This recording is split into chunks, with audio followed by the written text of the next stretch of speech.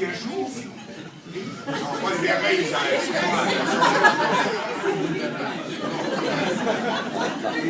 Et je vois ce gros rugbyman, très sympathique d'ailleurs, je le salue dans les couloirs de l'E, on se dit, ah, mais qu'est-ce que vous faites là? Il me regarde aux yeux, un peu effaré de mes émotions, et puis il traque surtout, il fait, je viens pour faire un doublage. Oh, c'est génial, je ferais bien du rugby, moi, je peux... Il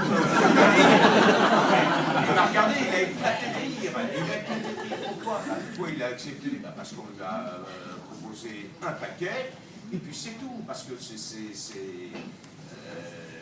voilà, j'ai fait un petit jeu un jour qui s'appelle Chicken Run. C'est fait une parodie de la Grande Évasion. C'est Gérard Depardieu qui l'a doublé dans le film. On m'appelle pour le jeu et on me dit bon, bah Patrick, voilà, est-ce que tu accepterais? Je fais oui, combien? Le prix, le truc, il y a 6 lignes. Donc, le truc, machin. Je fais, c'était les francs à l'époque, je fais 15 000 francs. Le copain, directeur de Marco, j'ai fait 15 000 francs. Quand même, je m'en fous qu'ils prennent quelqu'un d'autre. Mais pourquoi ils m'ont appelé moi? Il me fait, bah, j'ai envoyé ta voix plus la voix d'autres copains, ils t'ont pris toi. C'est toujours ça, aussi très subjectif. Bon, d'accord, très bien. J'ai 15 000 francs. Puis il me rappelle, ouais, il fait, bah, le client a accepté, mais il fait la grimace. Hein. Et je vois le client, jeune mec, 25 ans, 28 ans, travaillant pour Ubisoft. Et j'arrive, je lui fais, écoutez monsieur, je suis sincèrement désolé parce que depuis 3 semaines, je ne dors pas. Je vous ai demandé 15 000 francs, plus les charges, ça va faire 28 000 francs. Et si vous ne vendez que 2 jeux, je vais très mal le vivre. Alors vous savez quoi? Je vais enregistrer ce jeu gratuitement. Et le mec me fait, oh non, je ne pas. Si, j'y tiens, je fais gratuitement. Je en revanche, on va faire une petite chose, un petit contrat. Je dis, voilà. On va faire 10 centimes par jeu vendu.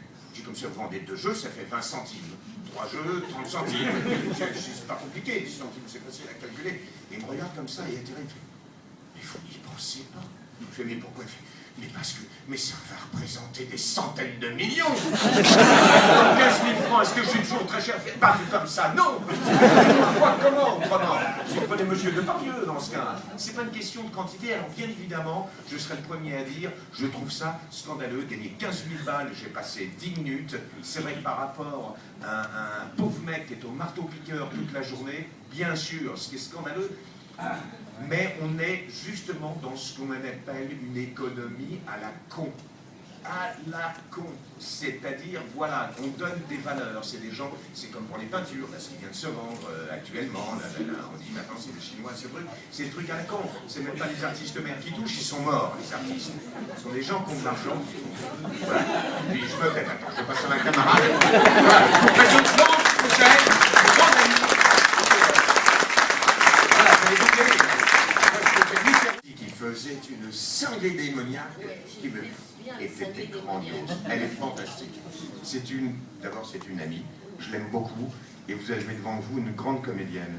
Voilà, et qui vient d'une famille, sa maman est comédienne, son regretté papa était un très grand comédien, c'est une très grande comédienne. Et pas seulement mon fils maintenant, c'est-à-dire que c'est des générations dans générations, et 5 générations en fait. Voilà, des troubadours, des enfants de la balle. On va passer justement à Alexandre. À l'autre enfant de la balle. En fait, on parlera, le temps tourne, c'est atroce en fait. Mais on parlera, on va essayer de parler des séries policières, enfin. Mais je vous laisse quand même la parole quand vous êtes arrivé il n'y a pas longtemps. Oui, si vous plaît. Voilà. Alors moi, je n'ai jamais doublé. Bon, je vais pas. Alors, adorer doubler, on m'a donné. J'ai eu la chance de faire plein de trucs très différents. À l'époque où j'étais enceinte, j'ai fait plein d'accouchements. À l'époque, ça prouve l'imagination de ceux qui nous appellent. Quand j'avais 20 ans, j'avais un peu de tête, j'étais un peu à l'ouest comme ça. On me donnait beaucoup de cabés, beaucoup de drogués, beaucoup de gens extrêmement désespérés. Dans notre métier, on ne peut pas dire l'habit ne fait pas le moine. Voilà, c'est ça. Avec un blouson de Santiago, tu fais un loupard. On m'a donné des marrantes aussi, ça je me suis éclatée. Les souvenirs que j'ai, où je me suis vraiment éclatée, je ne parle pas de toutes les comédiennes, c'est vrai, j'ai doublé Uma Thurman ou Madonna, bon super, j'en ai doublé plein, des formidables, je me suis éclatée. Mais là où je me suis vraiment marrée, c'est quand je faisais du dessin animé avec Roger Carrel, Hernandez et les Grandjean, où là je passais des journées à hurler de rire, où je faisais 40 personnages parce qu'on se partage avec Evelyne, on se partageait plein de personnages différents. Et là, là, pour moi, c'est les vacances. C'est-à-dire qu'on a la chance de faire un métier où parfois on se marre, on est payé pour en plus, et je trouve que c'est un truc extraordinaire. Voilà, donc je prends mon pied effectivement à doubler les comédiennes fabuleuses, à avoir de grandes émotions, à pleurer très fort, à être le plus sincère que je peux pour rentrer dans ce que fait la comédienne, puisque le truc c'est quand même de s'oublier derrière ce que fait une actrice hein, et d'essayer de faire le caméléon, je ne sais pas comment on appelle ça, enfin de rentrer dans ses gants, de rentrer dans ses pompes, de rentrer dans ce qu'elle a voulu faire. Je ne pourrais pas tous les citer, ça fait quand même 30 et quelques années que j'en fais. Mais j'ai envie, moi, de garder des souvenirs de rigolade. Voilà, il n'y a pas que des ambiances formidables, parfois, dans ce métier. C'est parfois très lourd, parfois très dur, parfois conflictuel. Mais j'ai envie de garder, en tant que comédienne, en tout cas, ces souvenirs-là. Et puis, je suis parfois étonnée de voir des gens de 25 ans me dire oh, vous avez fait les Chevaliers du Zodiaque. Mais c'est extraordinaire. Et des gens qui savent mieux que moi ce que j'ai fait. C'est-à-dire, si vous me demandez ce que j'ai fait, je vous assure que je suis incapable de vous donner la liste. Mais il y a des gens qui sont extrêmement touchés par mon travail. Alors ça, je suis très épatée. Moi qui essaye de disparaître, de me fondre et de faire ce que je peux pour servir ce que l'autre a fait, ah ben, je suis épatée de savoir que effectivement il y a des gens que ça intéresse et qui apprécient mon boulot. Voilà. Cela dit, j'ai une autre casquette qui là me passionne, peut-être même encore plus, c'est en tant qu'adaptatrice.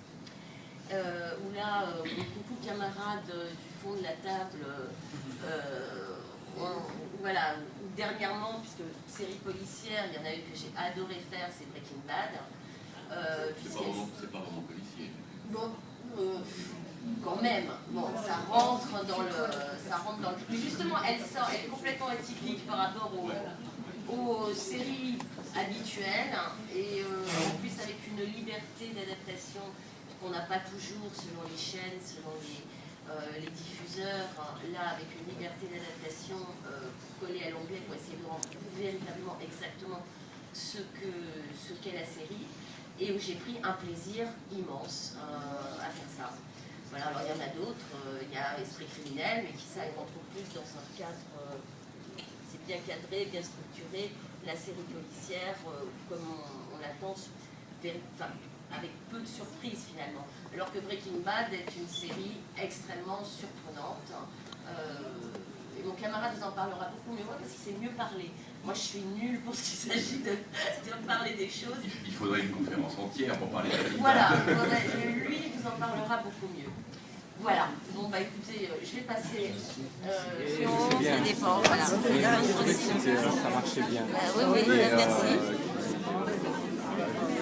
Et puis j'adorais votre père sur les doublages qu'il a fait. On s'en souvient encore. Joe Pesci, mais alors ça. Joe Pesci, c'était. Il était fabuleux. Il était fabuleux. Mais c'était mon papa, c'était un saltimbanque. C'était la vieille école. Il a commencé lui avec Pagnol. Et le théâtre. Comme ma famille, en fait, j'étais des ancêtres au début du siècle dernier, donc qui étaient déjà comédiens. C'est pas pour autant que mes parents m'ont aidé parce que c'était débrouille-toi, c'est déjà assez dur. Débrouille-toi si tu veux y arriver, démerde-toi. Donc ça a été avec 18 ans un petit peu chapeau, démerde-toi. Voilà. Les témoignages que j'ai eu là, c'est souvent comme ça, malgré la parenté.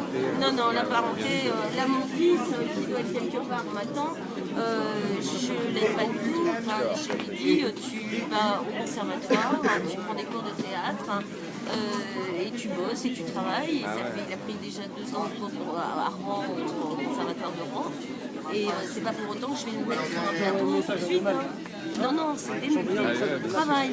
Molière, Shakespeare, Corneille, et c'est mon fils.